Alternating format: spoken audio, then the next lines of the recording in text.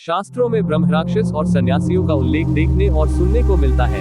ये वो आत्माएं होती हैं जो चाहे तो सब कुछ बना दे और गुस्सा जाए सब तहस नहस कर दे। मान्यताओं के अनुसार इन आत्माओं को एक विशेष स्थान दिया जाता है। ये आत्माएं देवी भक्त होती हैं और इनका असर इनके कुछ खास दिनों में बहुत ज्यादा होता है।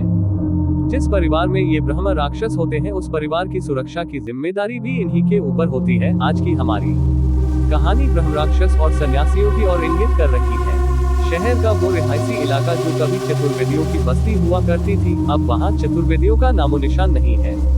अब वो बस्ती बस नाम की चौबेन टोला रह गई है। चतुर्वेदियों का राजघराने से गहरे ताल्लुकात के चलते महाराज द्वारा उन्हें अपने किला के आसपास ही बसा लिया गया था। चतुर्वेदी परिवार का कोई वारिस नहीं था और जो रिश्तेदार थे उनका इनकी संपत्ति से कोई लगाव नहीं था। चतुर्वेदी परिवार की सेवा गांव के एक बालक जिसका नाम एजी था, जो कि सूर्य प्रसाद के पिता थे, उन्होंने की थी। एजी को चतुर्वेदी परिवार ने गोद ले रखा था। चतुर्वेदी परिवार की शरण में ही बहुत कम उम्र में एजी प्रकांड विद्वान बन गया था। उनकी विद्वता की ख्याति नगर भर में फैल चुकी थी। चतुर्वेदी परिवार ने आखिरी वक्त घर की सारी वसीयत एजी के नाम कर दी, मगर उस मासूम को ये पता नहीं था कि उस मिल्कियत पर एक सन्यासी का कब्जा है और उसी सन्यासी ने एजी को कम उम्र में ही मौत की नींद सुला दिया था।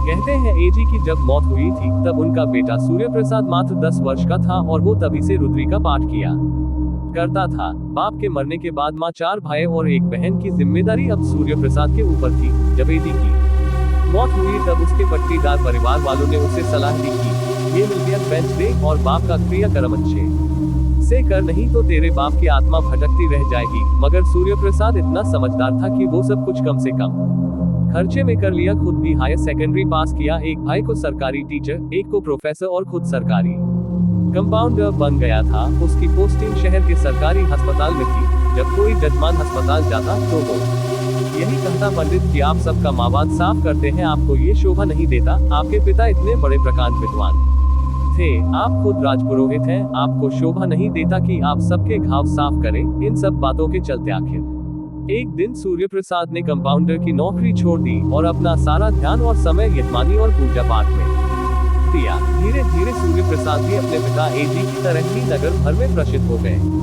सीढ़ियों से उतरते खड़ाऊ पहने हुए पांव की खटपट, पहला मोड़ खत्म हुआ ही था कि सामने नीचे की सीढ़ियों में पीला वस्त्र पहने, शिखा फैलाए हुआ एक शख्स रास्ता रोक कर बैठा हुआ था। खड़ाऊ पहने जो शख्स नीचे उतर रहा वो कोई नहीं, राजपुरोहित सूर्य प्रसाद थे। सूर्य प्रसाद को वेद मंत्र शास्त्रार्थ में हराने वाला नगर भर में न था। जैसे ही सूर्य प्रसाद सामने आए वो शख्स पलटा और बोला, छोड़ दे तू मेरा घर, ये मेरे पूर्वजों का है, मैं तुम्हें तो कुछ नहीं कर सकता मगर तुम्हारे वंश को तबाह कर दूंगा। तब सूर्य प्रसाद बोले, जाएगा तू यहाँ से दुष्ट आत्मा, मैं इस घर का मालिक हूँ। मेरे पिताजी को ये घर तुम्हारे पूर्वजों ने उपहार स्वरूप दिया था। तुम अब एक आत्मा हो, तुम्हें इस घर को छोड़ना पड़ेगा और मैं तुम्हें इस घर से भगा कर रखूंगा।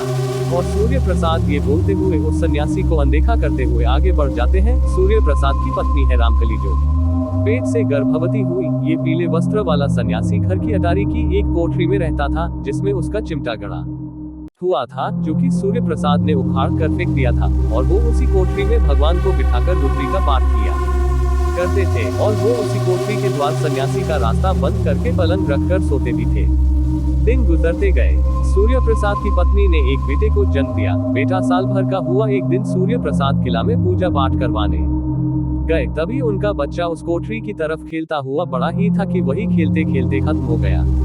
तब सन्यासी ने सूर्य प्रसाद को चेतावनी दी और बोला, मैंने समझाया था ना तुझे, मेरा घर छोड़ दे वरना मैं तेरा खानदान क्या पूरा वंश खत्म कर दूंगा। तब सूर्य प्रसाद ने एक बार फिर सन्यासी को बोला, तुझे यहाँ से जाना पड़ेगा, मैं यहीं रहूंगा।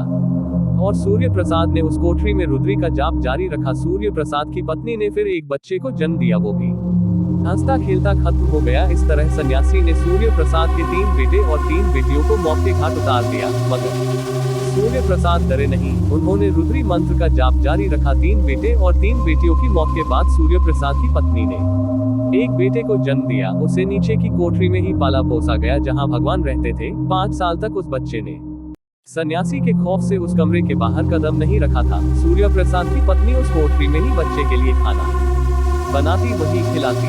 सन्यासी ये सब देखकर आग बबूला हो जाता। सूर्य प्रसाद जब रात 3 बजे उठते और नित्य क्रिया के लिए नदी के तट पर जाते सन्यासी भी उनके साथ घाट में जाता, सूर्य प्रसाद जैसा जैसा करते वो भी उनका अभिनय करता और उन्हें डराने की कोशिश करता। और जब सूर्य प्रसाद नदी में नहाकर मंत्रोच्चारण करते, वो सन्यासी भूत का रूप धारण कर पानी में छलांग लगाकर भाग जाता। सूर्य प्रसाद के 4 भाई थे। पिताजी बचपन में ही चल बसे थे। चारों भाइयों की परवरिश का जिम्मा भी सूर्य प्रसाद के ऊपर ही था। अब सन्यासी सूर्य प्रसाद के भाइयों को परेशान करना शुरू कर दिया था। सूर्य प्रसाद का एक छोटा भाई था रामायण, वो पढ़ा लिखा स्कूल में लेक्चरर था। वो इन सब बातों को नहीं मानता था। उसकी बीवी भी गर्भवती हुई, उसे भी एक बेटा हुआ जो कि सन्यासी द्वारा काल का ग्रास बन गया।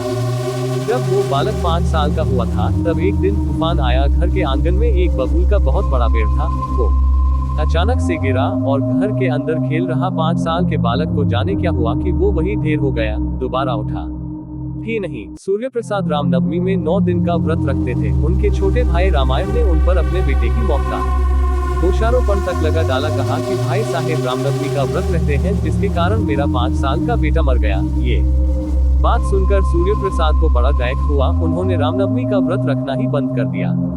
पूरे परिवार में बस सूर्य प्रसाद थे जिन्हें उनकी पूजा पाठ के चलते सन्यासी छू नहीं सकता था। बाकी वो सारे परिवार के एक एक सदस्य का जीना दुश्वार करके रखा हुआ था। दोपहर का वक्त था। सूर्य प्रसाद का पलंग सन्यासी वाली कोठरी के ठीक सामने लगा हुआ था। सूर्य प्रसाद का छोटा भाई दोपहर में उस पलंग में लेट गया, तभी उसकी आंख लग गई।